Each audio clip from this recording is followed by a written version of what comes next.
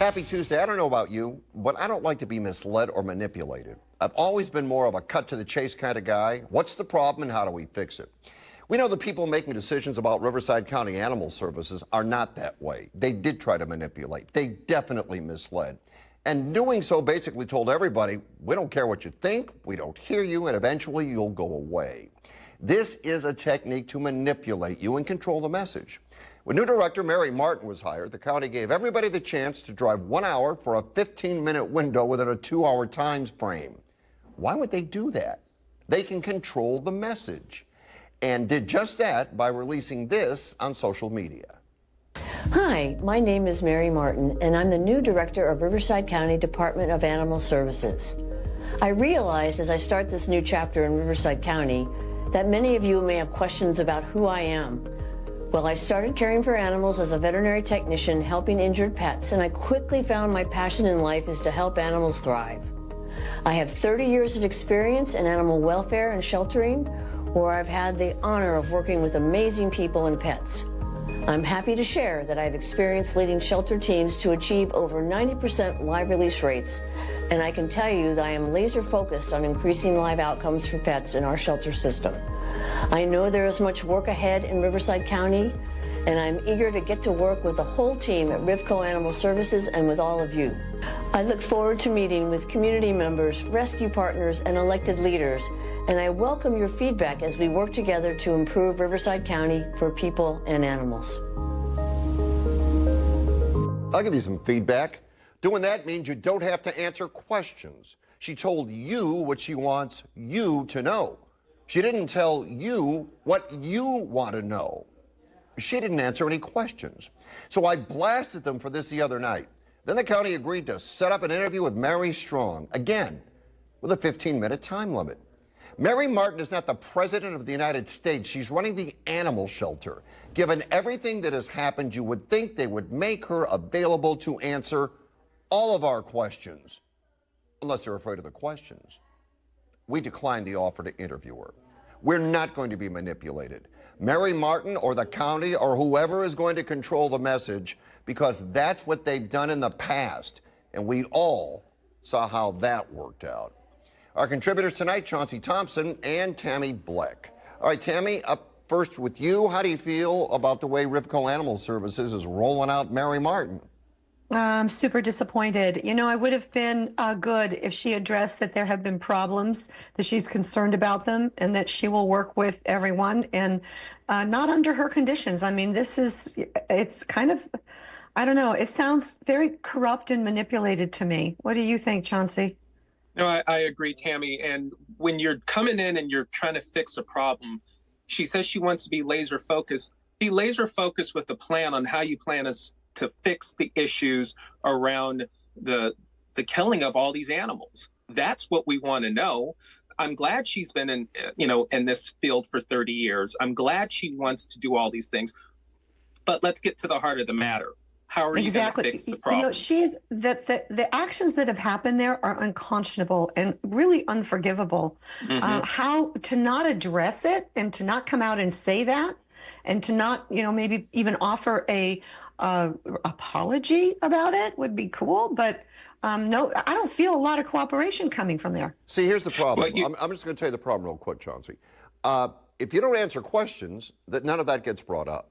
And you see, when that happens, it's like, listen to me, and don't worry about anything else, and nothing else happened, and they control the message. They manipulate you. It's the definition of insanity, doing the same thing and expecting a different result. And Chauncey, I just don't understand. Given everything that's happened, why would these people do the exact same thing again? Listen, the only thing I can say for Mary Martin is she's reporting to someone above her. We've seen in the LA area people getting fired for talking out of term or out of place. So that's the only thing I can think of is she's been given the talking points and do not deviate or you're out. You think, in your opinion, Tammy, I'm being too hard on them? Or is this just about the right time they hear this and actually get this and react to it? Oh, hell no, you're not leaning too hard on them. It's been a long time coming. Can I say hell? Is that okay? Sure, you can say that. Okay. I think, and here's the sad and the happy thing at the same time. if you hadn't brought this to our attention, I wouldn't have known. Would anybody have known? I mean, how many more years would that have gone on? This has become an advocacy show of sorts that we all need and really want to know and want to be involved in. But no, lean on them. All right. Right. Have you experienced this living here? Is it tough to find a doctor? No, I'm not questioning their abilities. I'm saying, are there enough of them? We have people on tape saying they sat in the emergency room at Eisenhower Hospital for 12 hours and then weren't pleased with the care. Take the emergency room out of it. Can you find a specialist? The Valley is running very low on primary care doctors with a ratio of fewer than 30 primary care physicians per 100,000 people. What is going on? Dr. Jason Sinner joins the show.